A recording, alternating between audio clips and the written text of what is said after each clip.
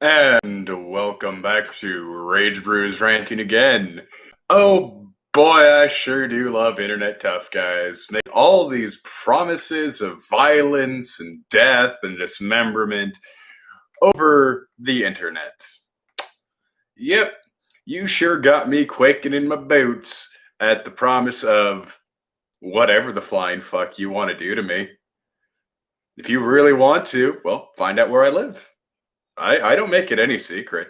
I won't say it here because it'll piss off the tube, but if you look around, I've posted about my address before, and you are more than welcome to come out here.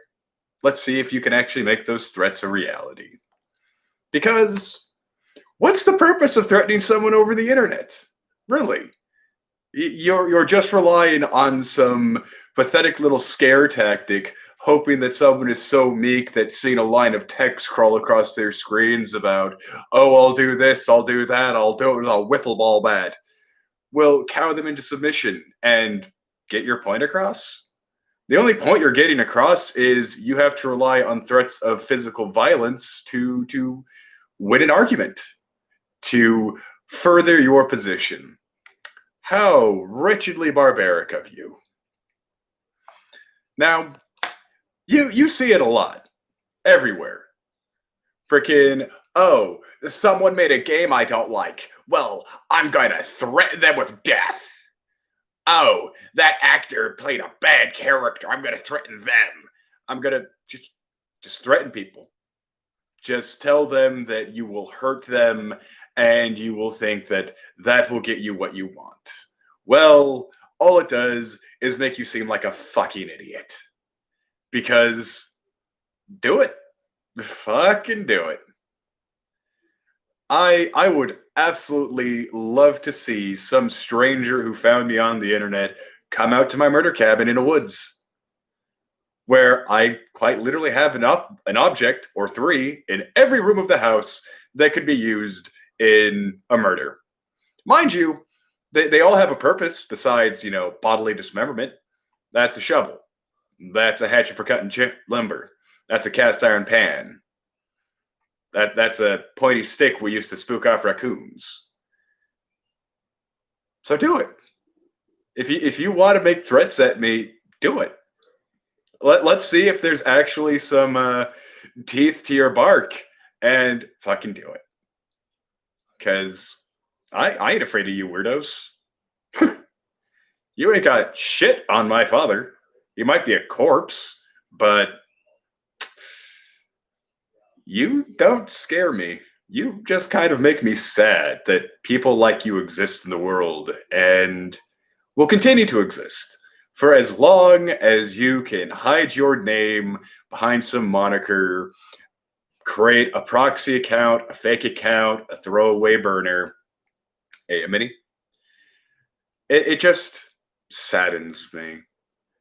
Because is that how you get your point across? Is that how you change the minds of others? Tell them that if you don't think like I do, I'll kill you? Huh. How wonderfully despotic and tyrannical of you. So, again, do it. Do your little docs work, find out where I am, and do it. Because you're welcome to. I openly invite you to come to my house and see if you have the gall and the balls or ovaries to carry through on that threat. Who threatened me? I'm not going to mention their name because they don't deserve to be mentioned. And this goes out to pretty much anyone else on the wide internet who decides that death threats are the reasonable response to something you don't like. Because it's not. Death is only applicable if it is in self-defense or the defense of others. Like, don't fucking kill people. Why is that so hard to understand? Oh, well, I disagree with them. Well, then change their mind. Or, dare I say it, change your mind. Are your beliefs so fragile that having someone out there questioning them is worthy of you killing them? What soft conviction you have. What inability do you have to defend your position? So, and of course, just not even, death threats. Just, oh, I'll kick your ass, man. No, you won't. You say you will, but you won't. And it's just sad. Don't be afraid of the random weirdos on the internet who threaten you. Like, all they have is fear. They do not have the capability or the desire to follow through on these threats outside of a handful of truly mentally unstable individuals. And while it's hard to tell who's actually crazy and who's not, well, psychopathy is about 1 in 100. So, yeah, here you go. About 1 in 100 might actually be real.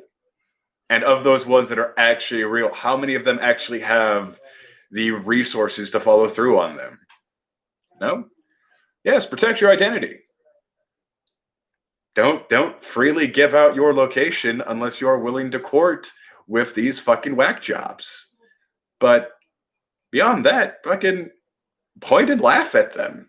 Mock them. Tell them, like, oh, kick your ass. Oh, that's cute, Timmy. Are you really gonna? Do it. Fucking do it. Because frankly, they won't. They'll try and make your life miserable. The good old doxing, where they'll find out who you are and get a hold of your employers and this, that, or whatever. Well, if you are truly concerned about a doxer, inform your employer that there's some whack job on the internet who really fucking hates me, and they're probably going to do a lot of stuff to try and ruin my life. I've already contacted the Kitsap County Sheriff's Office and told them, it's like, please make sure to check the area code of any messages about me that come in, because I am on the internet. I'm trying to become famous, and I'm going to piss people off. So before you send the SWAT team to my house, please check to make sure that the phone number you're calling is, relevant to the area. And I'm like, oh, yeah, we've gotten a few of those requests. Depending on, the severity of it, we might or might not. But, hey, they might. That's a little bit of consideration. Because I'd rather not be swatted just sitting here minding my own business than a bunch of heavily armed goons break into my house. Knock on the door first, fucker. See if what is actually going on that you've been told is going on is actually there. So, yeah, don't fear the internet tough guy. Internet tough gal. They're just windbags blowing hot air out your ass, trying to make you afraid of them so they can feel better about themselves. They are sad, pathetic little creatures with, frankly, nothing better to do with their time.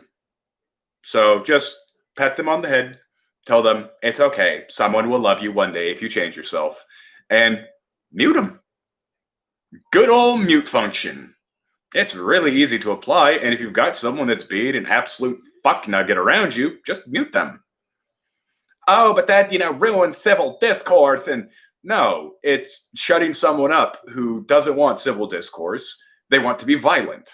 They want to be some fucking chest-thumping ape and going after you with a sharp stick, because that's how they think discussions are made. Good old saying from my dad.